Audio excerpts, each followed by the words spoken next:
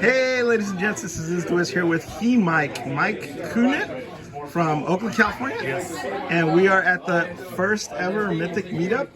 And I want to show you some of the stuff that Mike brought and some of the customs that he created. So why don't you give me the tour? Sure. So the two new ones I made for this show Uh-huh. are these two dwarves right here. And this guy has a fun removable helmet that I made for him. Nice. So he can pose on or off with it. And this guy has a whole bunch of stuff going on. I took the base of a My Action Figure Customs dwarf sculpted by Matt O'Toole. Matt O'Toole does the best dwarves, doesn't he? Yeah, then I augmented it with some extra braids from the dwarf builder, some extra hair from a Vicor, and then I added the wings and the helmet to it. So you're taking 3D printed parts and then you're customizing 3D printed parts. Customizing the custom things. Wow, that's next level stuff. Matt O'Toole, he actually works in the movie industry and he's done like Lord of the Rings. Yes, like he's got movies. real actual dwarf on the job experience. He might actually like be a real dwarf. I don't know. But these are amazing and they look incredible. And you've been on kind of a dwarf kick, which I'm really grateful for because I've never appreciated dwarves as much as I do when I see your customs and what you've done with them. Dwarves aren't my favorite, but they're really growing on me, and these are super cool. So I hope everybody gets a good look at this, because what is the dwarf heaven? I know there's a Valhalla, but is there a dwarf Hala? I guess so, something akin to that, yeah. All right.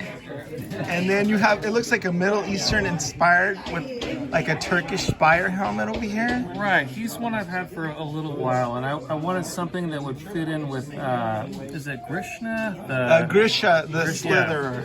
Yeah. Something that looks a little Near Eastern, Far Eastern, somewhere in between. It 100% looks like it would be hanging out with Grisha, right? Yeah, so in my headcanon, he's also a member of the Red Star. You know, they go on adventures together. How cool is that? So, and then you have some ladies here with some elaborate custom paint jobs.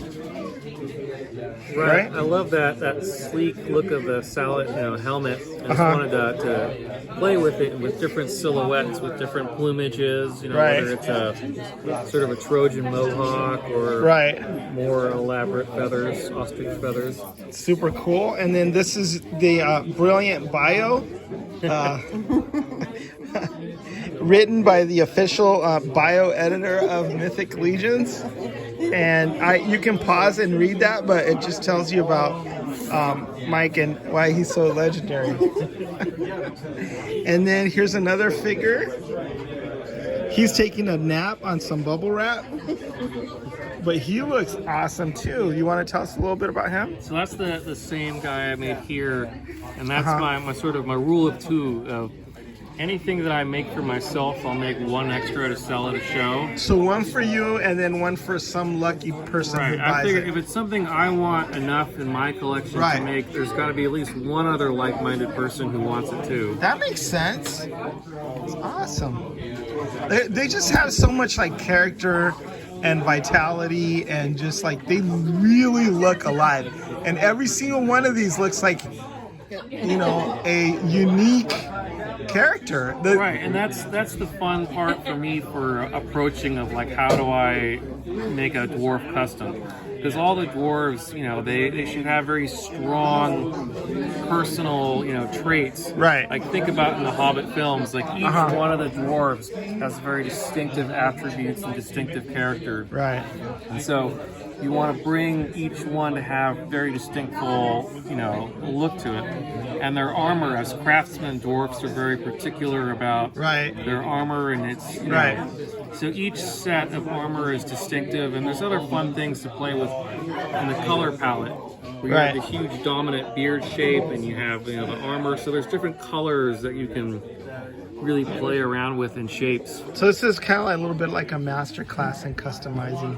And then dwarves, By too, the legendary because Mike. dwarves are so short, they're always trying to compensate a little bit, so they have these giant plumages, you know, giant horns or other things. So it's really fun to do exaggerated silhouettes with the dwarf helmets. And then before the dwarf kick, you were on the skeleton kick, so you were sort of ahead of the curve on that. And I'm so glad that we're getting a lot of skeletons.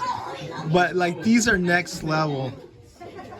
Is that like some Zethius parts? You still have Zethius parts that you're putting in your customs? There's Zethius parts still showing up here. Zethius parts, and Zethius, I don't know if you guys know, is regularly selling for $400 on eBay or whatever.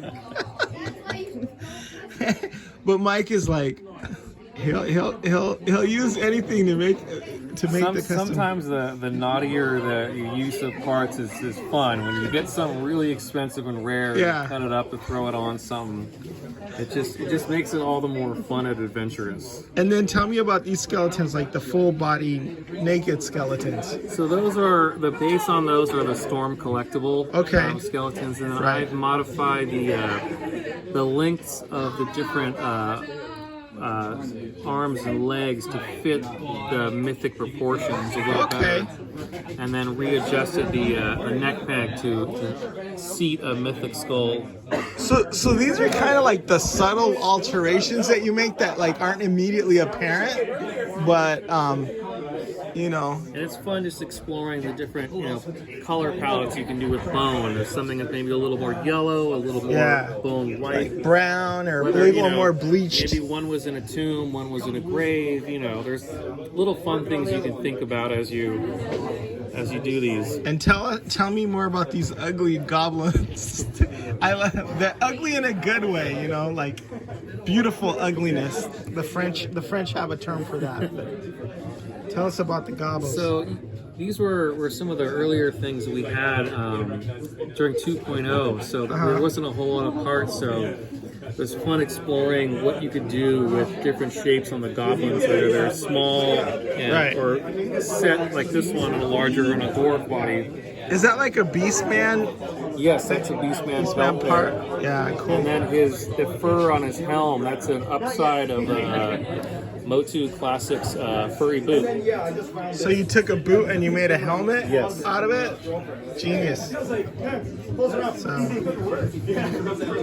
very cool. And then I think we've seen her before, right?